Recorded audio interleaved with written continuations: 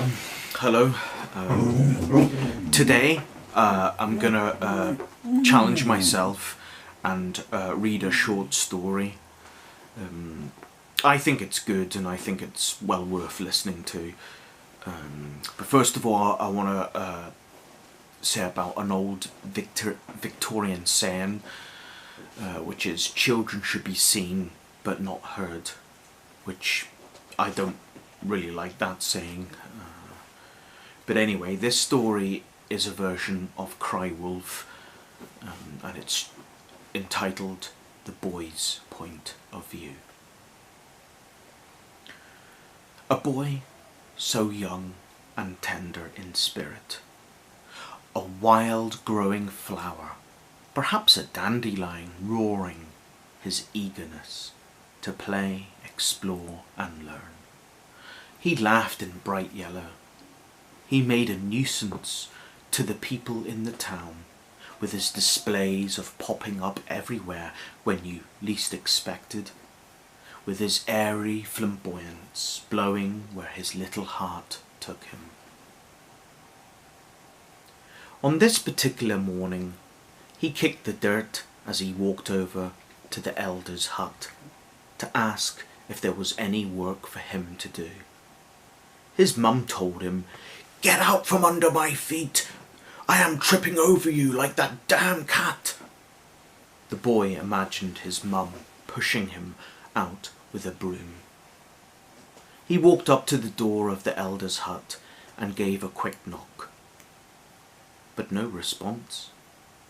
So the boy turned the handle and opened the door to find all 7 elders standing and talking above the poor boy's head. It could have been another language. They were grouped tightly around, debating issues of the town with a terrible frown. The boy tugged on one of the elders' cloaks and said, "Hey, sir." The elder said to the others, "Is that damn dog again? I told you, throw him outside."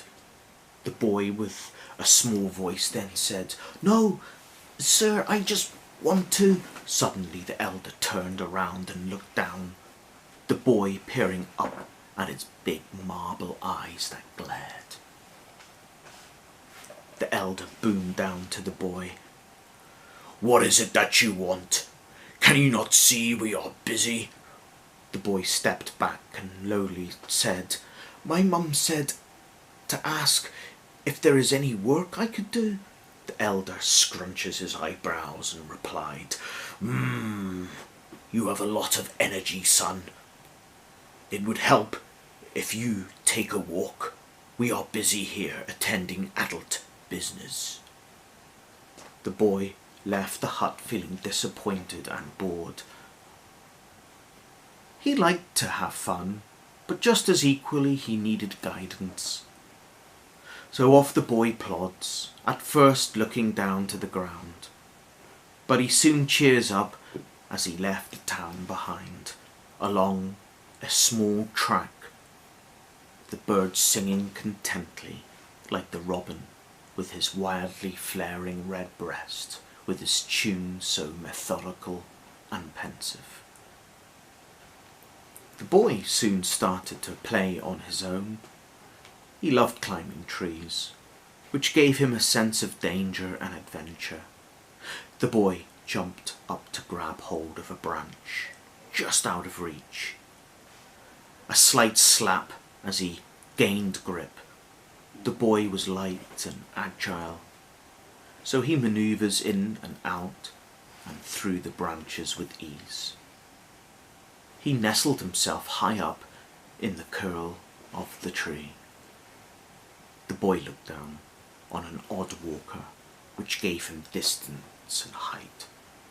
He kept silent as the person briskly walked past, unaware of the boy's presence. He was up there for some time, daydreaming about living in the canopies in a hut with his sweetheart of the town that he had a crush on. Through the gaps of the branches and the fine wisps that carried the leaves, he caught sight of something moving in the field next to him. The boy makes his way down the tree and hangs from that low branch, then letting go. His feet made a thud as they hit the ground. It alerted the creature, and his head popped up from the long grass.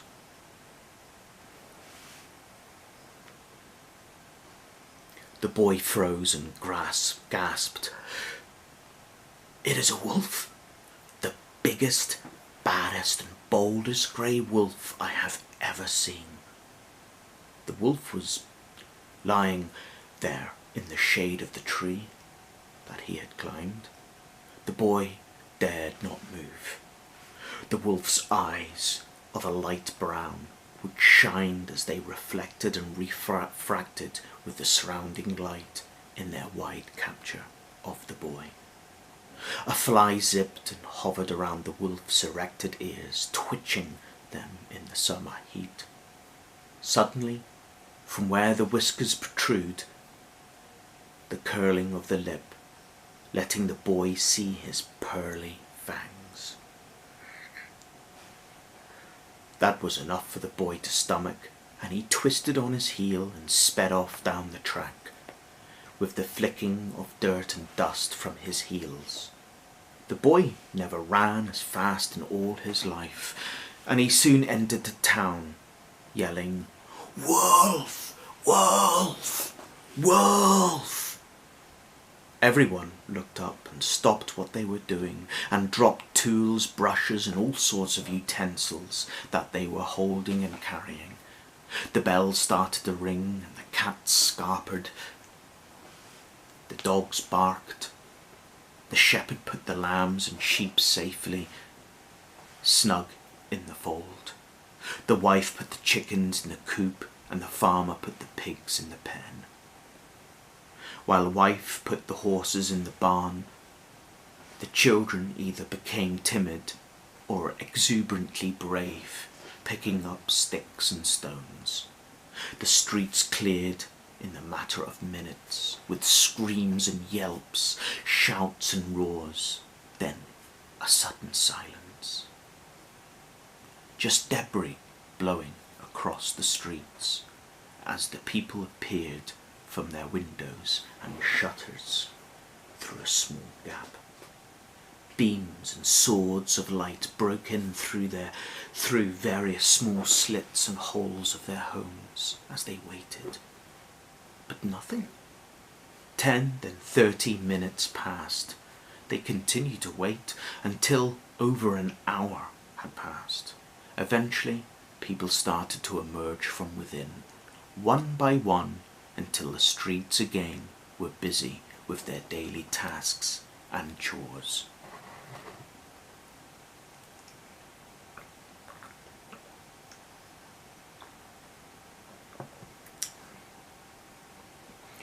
It was now afternoon, and the elders called for the boy to report and explain this confusion. The boy walked back over to the elders' hut and opened a door. They all turned around at once and shouted, "Well, explain yourself, boy." At first the boy was very forthcoming, his eyes bright, his head nodded along as he explained. "It lay there in the field. It was the biggest, baddest and boldest grey wolf I had ever seen. You have got to believe me when I tell you this." The elder rubbed his chin. "I don't believe you, boy. Your manner is too elaborate."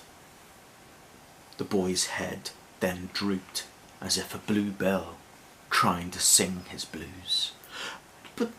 But it was there. I tell you, it is true."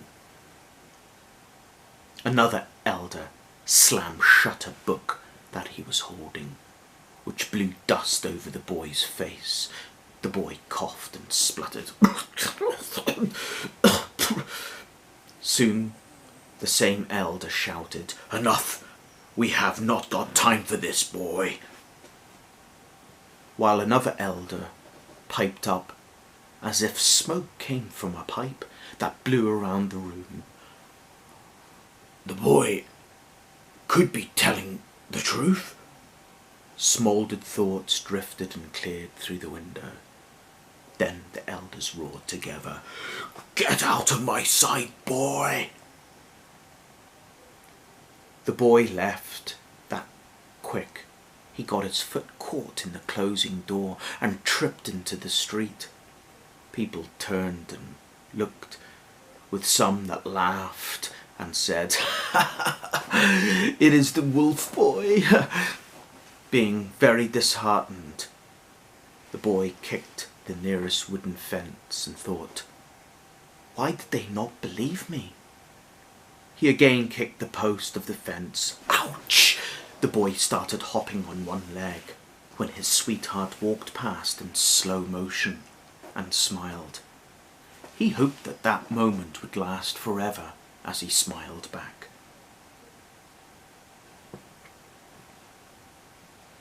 The boy was now stocked and fueled with loved-up energy. He had to prove to himself that it existed and that he could save the day by chasing away the biggest, baddest and boldest grey wolf. He followed the track that led back to his favourite tree beside the field. As he approached, he armed himself with a big stick. His stomach had the jitters and flutters, his head jerking from side to side to look past the tree trunk, thicket and greenery. But it appeared that the wolf had gone. As he came near, suddenly the wolf's head popped up from among the wild flowers and grass that surrounded him. The boy staggered backwards. He started to deep breathe while thinking, I can do this, come on, come on.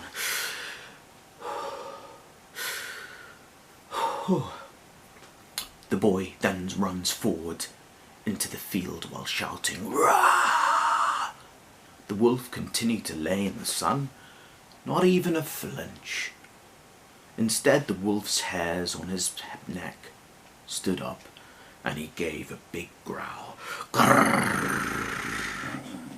sending the boy running in the opposite direction, back down the track and into the town, shouting, "Wolf! Wolf! Wolf!" Everyone looked up and stopped what they were doing and dropped tools, brushes and all sorts of utensils that they were holding and carrying. The bell started to ring, the cats scarpered and the dogs barked. The shepherd put the lambs and sheep safely snug in the fold. The wife put the chickens in the coop and the farmer put the pigs in the pen, while the wife put the horses in the barn.